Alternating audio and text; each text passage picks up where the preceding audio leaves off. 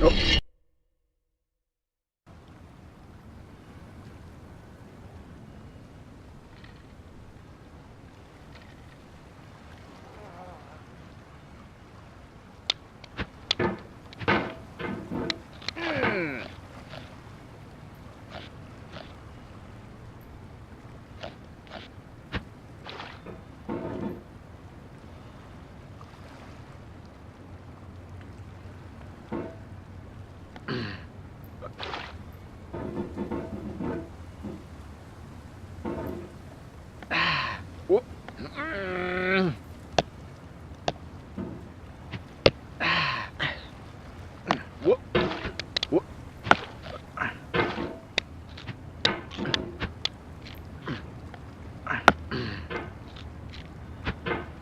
There's no feeling more intense than starting over. If you deleted your homework the day before it was due, as I have, or if you left your wallet at home and you have to go back after spending an hour in the commute.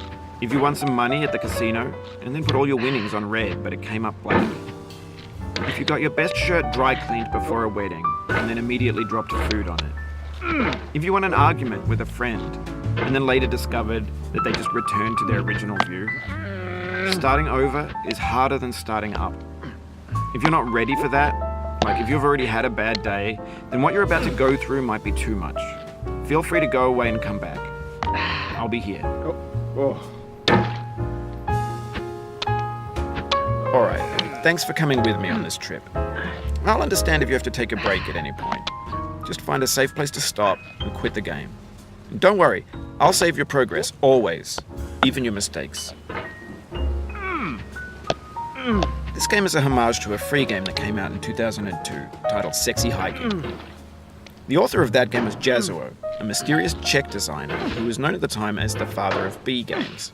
And B games are rough assemblages of found objects. Designers slap them together very quickly and freely, and they're often too rough and unfriendly to gain much of a following. They're built more for the joy of building them than as polished products.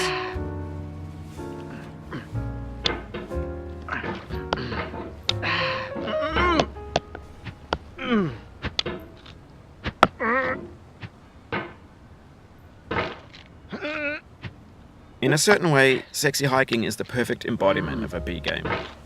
It's built almost entirely out of found and recycled parts, and it's one of the most unusual and unfriendly games of its time. In it, your task is simply to drag yourself up a mountain with a hammer. And that act of climbing, in the digital world or in real life, has certain essential properties that give the game its flavor. No amount of forward progress is guaranteed. Some cliffs are too sheer or too slippery. And the player is constantly, unremittingly in danger of falling and losing everything.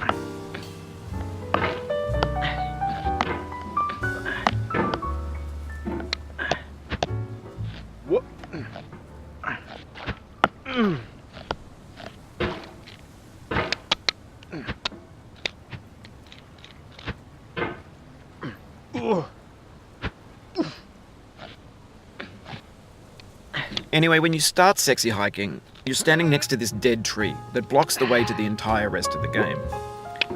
It might take you an hour to get over that tree, and a lot of people never got past it. You prod and you poke at it, exploring the limits of your reach and your strength, trying to find a way up and over. And there's a sense of truth in that lack of compromise. Most obstacles in video game worlds are fake. You can be completely confident in your ability to get through them once you have the correct method or the correct equipment or just by spending enough time. In that sense, every pixelated obstacle in Sexy Hiking is real.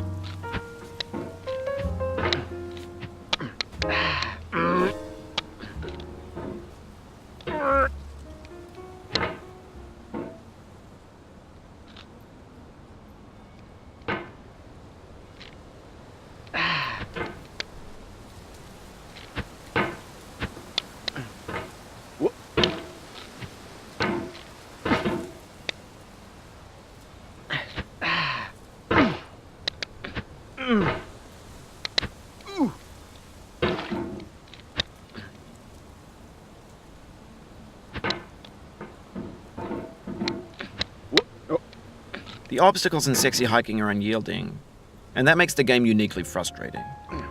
But I'm not sure Jazuo intended to make a frustrating game. The frustration is just essential to the act of climbing, and it's authentic to the process of building a game about climbing. A funny thing happened to me as I was building this mountain. I'd have an idea for a new obstacle, and I'd build it, test it, and it would usually turn out to be unreasonably hard. But I couldn't bring myself to make it easier. It already felt like my inability to get past the new obstacle was my fault as a player rather than as a builder. Imaginary mountains build themselves from our efforts to climb them, and it's our repeated attempts to reach the summit that turns those mountains into something real. When you're building a video game world, you're building with ideas, and that can be like working with quickset cement.